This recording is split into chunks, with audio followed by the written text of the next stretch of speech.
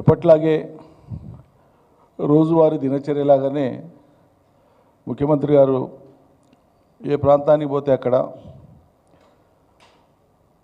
తాము చేస్తున్నదేంది, చేయవలసిందేంది, చెప్పిందేంది ఈ అంశాలు తప్ప మిగతా అంతా పచ్చి అబద్ధాలు మాట్లాడడం అనేటువంటిది నిరంతర ప్రక్రియ. మనమందరం నిద్ర లేవగానే ఎవరి దినచర్య వాళ్ళకి ప్రారంభమవుతుంది. చాయ్ తాగుతాం, టిఫిన్ చేస్తాం, మధ్యాహ్నం భోజనం చేస్తాం, రాత్రికి భోజనం చేస్తాం, పడుకుంటాం. ఎవరి వృత్తి వ్యాపకం వాళ్ళు చేసుకుంటాం ప్రజలు. కానీ ముఖ్యమంత్రి గారికి అదనంగా ఒక అలవాటు ఉంది. వీటన్నిటితో పాటు ప్రతిరోజు దినచర్యలో కేసీఆర్ గారిని, గత ప్రభుత్వాన్ని తిట్టకపోతే, నిందలు వేయకపోతే, అభాండాలు వేయకపోతే ఆయనకు దినం గడవని పరిస్థితి కనిపిస్తుంది. 16వ మాసంలోకి అడుగుపెట్టింది మీ సర్కారు వచ్చి.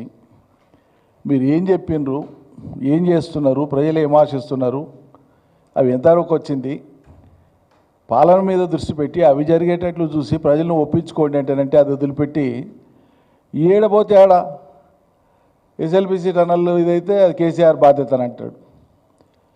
అందుకే మొన్న ఒక టీవీ మాధ్యమంలో మాట్లాడేటప్పుడు మాట చెప్పినాను గుర్తు చేయడానికి. చాలామంది మా వయసు, మాకంటే పెద్ద వయసు ఉన్న వాళ్ళందరికీ తెలిసినటువంటి జోకే అది. గతంలో ఇందిరాగాంధీ గారు ప్రధానమంత్రి ఉన్నప్పుడు గంభీరమైన విషయాలు ఏమైనా విపక్షాల వాళ్ళు లేవనెత్తితే ప్రతిదానికి ఆమె ఇందులో ఏదో విదేశీ హస్తం ఉంది అని మాట్లాడేది.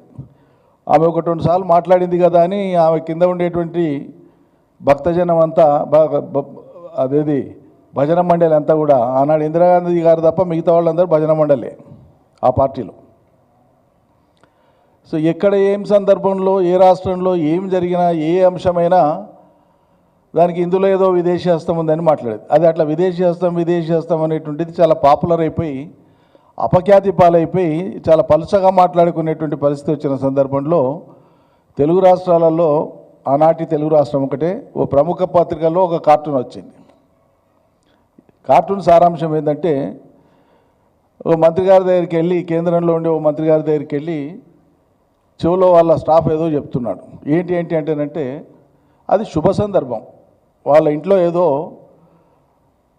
ఎవరో గర్భవతి అయినారు, అది ఆనందపడే సందర్భం. ఆయన యథాలాపంగా ఇందులో ఏదో విదేశీ హస్తం ఉంది అని అన్నాడు అని కార్టూన్ యొక్క సారాంశం. నేనంటలేను ఆ మాట. ఇంత చౌకబారుగా అసలు పాలనాంశాలకు సంబంధించి గంభీరంగా జరిగిన లోటుపాట్లు ఏమైనా ఉంటే, లేదా ఏమి లోటుపాట్లు లేవనుకుంటే కూడా మీరు ఏం చేస్తున్నారో అది గంభీరంగా చెప్పి ప్రజలను ఒప్పించే ప్రయత్నం చేయమంటే ఏడబోతే ఆడ మీరు ఇట్లా తిట్టుకుంటా పోతే ఇది మీకు ఇదే రివర్స్లో అప్లై చేసి ఒక మాట చెప్తున్నాను. ఎందుకంటే పాపం ముఖ్యమంత్రి గారు ఆయన చాలా జూనియర్ ఆ పార్టీలో, కాంగ్రెస్ పార్టీలో. 7 ఏళ్ల కింద మాత్రమే ఆ పార్టీలోకి వచ్చిన ఆయన. సరే, 7 ఏళ్ల కింద వచ్చినా ఆయన చతురతతోనే రాష్ట్రంలో అధికారంలోకి వచ్చినామని ఆయన అనుకుంటున్నాడు, ఆయన వెనుక ఉండేవాళ్ళు అనుకుంటున్నారు. అది వాళ్ళ ఇష్టం, మాకేం అభ్యంతరం లేదు.